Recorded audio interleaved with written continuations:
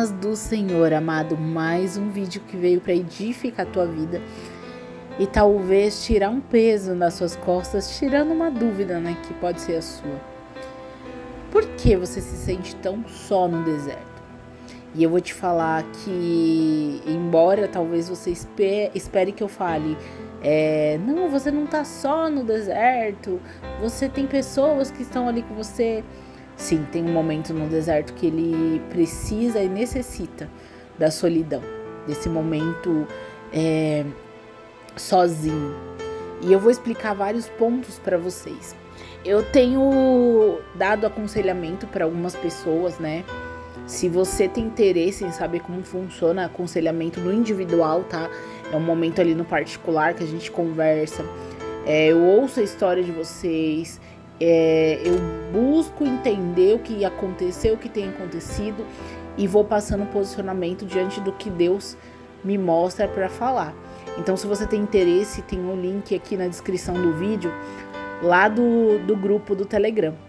Entrando no grupo do Telegram, me chama no particular, tá bom? Lá pelo grupo mesmo, vou te explicar como funciona e aí a gente vai bater esse papo, vai conversar, vai ter esse momento, tá? Isso é tudo com hora marcada, tudo certinho. Mas vamos pro vídeo.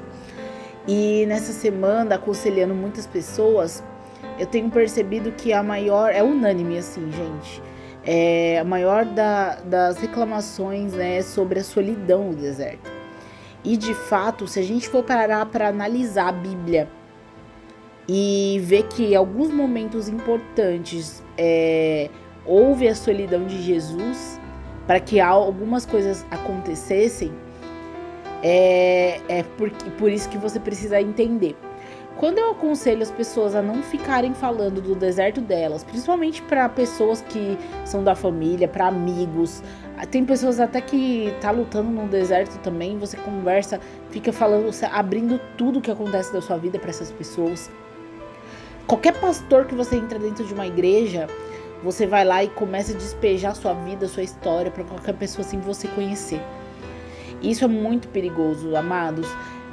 Eu vou até citar algumas coisas que eu falo em aconselhamentos para as pessoas poderem entender. Jesus, ele em alguns pontos da vida dele, ali, da caminhada dele ali, ele andava com quem? Com os discípulos dele, com as pessoas que estavam ali do lado dele, Tiago, Pedro, e ele estava ali andando com aquelas pessoas, Judas, né? Como vocês sabem. E naquele momento, Jesus estava com eles ali e vocês vão entender o ponto que eu tô falando. E tem momentos da nossa vida, amados, que Deus nos chama no particular. Quando existe algo particular da sua vida, tá? Que você não quer que certas pessoas saibam, o que você faz? Você fala, vamos conversar ali no particular, vamos chamar a pessoa no privado, sabe? Ali conversar para que ninguém saiba do que acontece. E isso é algo muito válido dentro do deserto e muito importante, porque a sua vida, sabe? Ela tem que ser preservada, amados. E não é só quem entra no deserto que se sente só, não. Lá, quando Jesus ele foi crucificado, lá em Mateus 27:46 fala que por volta das 3 horas da tarde, Jesus ele começou a gritar alto, sabe? Ele falava, Eloi, Elohim, Elohim, lama sabachthani. E o que significa isso? Meu Deus, por que me abandonaste? Sabe, aquele momento, ele se sentiu abandonado por Deus, porque eu entendo que Deus, ele sentia aquela dor daquele filho que ele estava colocando ali para poder morrer pelos nossos pecados, sabe? E ele se sentiu sim abandonado, mas Deus, ele não podia fazer nada naquele momento.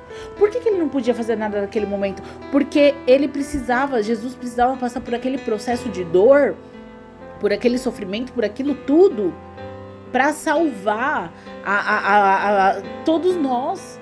Entendeu, amados? Então tinha um propósito dentro daquilo, tinha uma missão dentro daquilo. E aí você pode falar assim, por que Jesus não salvou a gente sem precisar de tanta dor?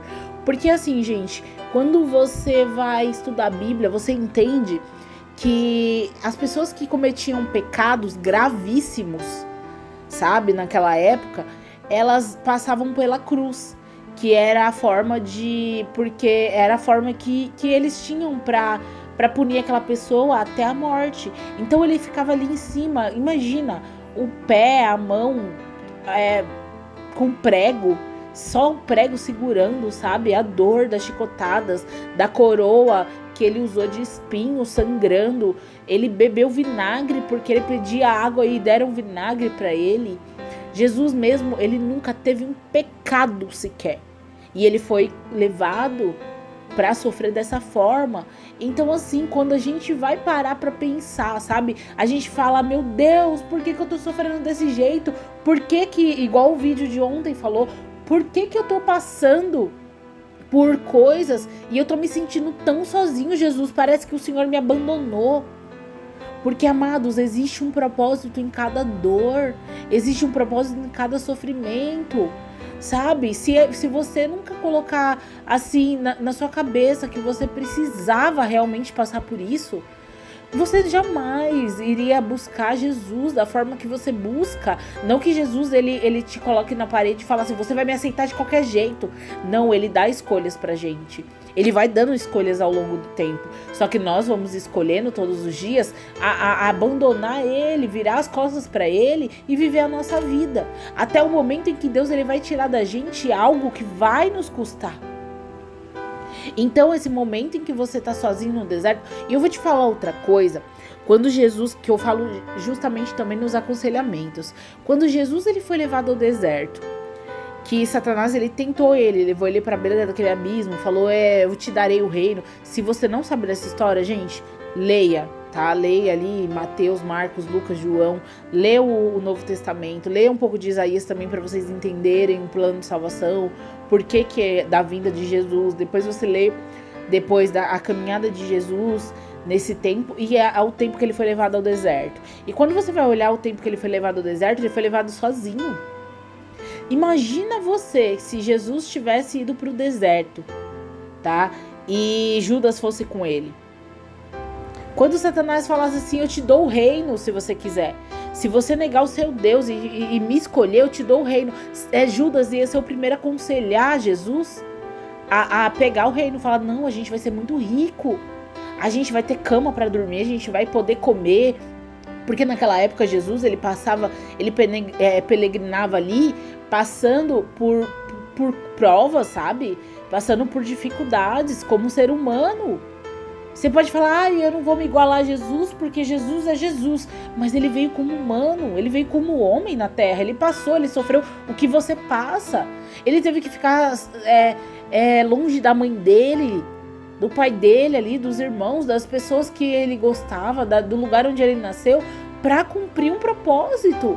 E hoje você tá longe do seu marido, da sua esposa, e você parece que vai morrer, sendo que existe um propósito dentro disso. E você me pergunta qual é o propósito, irmão? O propósito é que Jesus te encontre nesse caminho.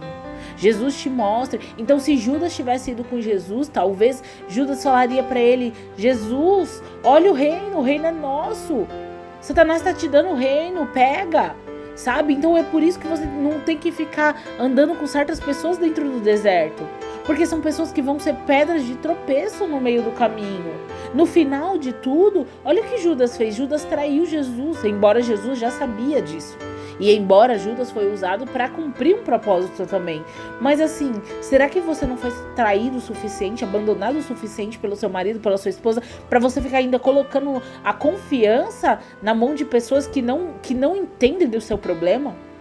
E uma coisa que eu acho muito legal, quando eu dou aconselhamentos ali, aquele momento que a gente tá uma hora conversando, é que as pessoas falam, irmã, eu posso ser e posso falar o que eu sinto de verdade com você. Tem pessoas que abrem histórias que só elas passam. Jamais eu vou contar pra vocês, jamais eu vou contar pra ninguém, porque o que é conversado ali não sai dali, entendeu? Pra ninguém, nunca.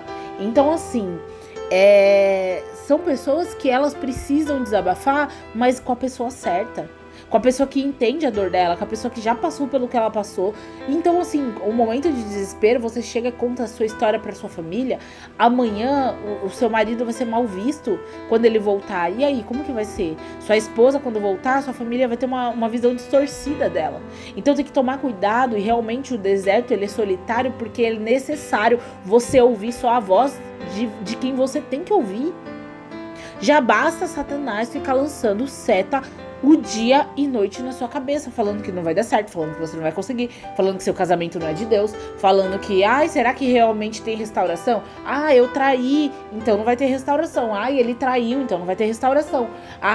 Aconteceu, ele tá morando com a Amy, então não vai ter restauração. Então Satanás, ele já tá aí pra isso. Por que você precisa colocar mais pessoas pra encher sua cabeça? Então eu queria que vocês compreendessem que o deserto, sim, é solitário. Tá? O deserto é solitário, mas você tem que saber a hora certa de você procurar ajuda. Por exemplo, no caso de pensamentos suicidas, tá? Você tem que tomar cuidado com esse tipo de pensamento que Satanás lança e com algumas tentativas que você precisa procurar ajuda médica. Sabe, esses aconselhamentos têm ajudado muitas pessoas. Tem gente que tá se aconselhando comigo e ainda marca já de novo. Irmã, fez muito bem, eu preciso marcar outra sessão e outra. E estão marcando porque faz bem.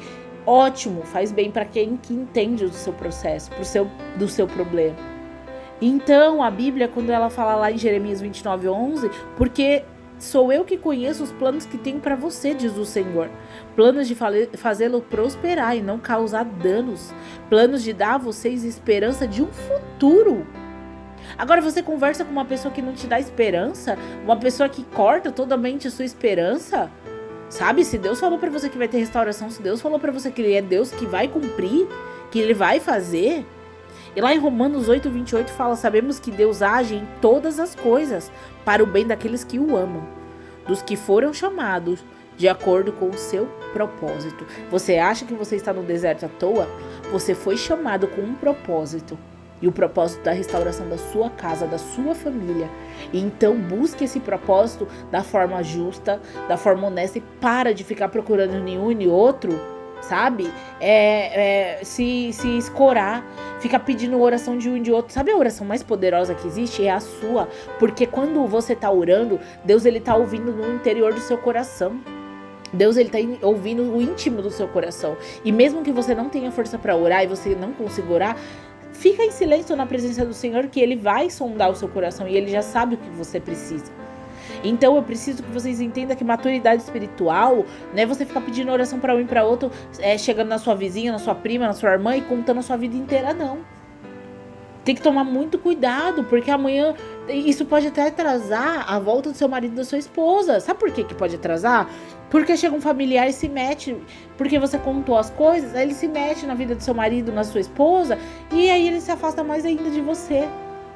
Então que hoje você possa ter a visão do que eu estou querendo dizer sobre a solidão dentro do deserto, tá, amados? Que Deus abençoe a sua vida. Fiquem todos na paz.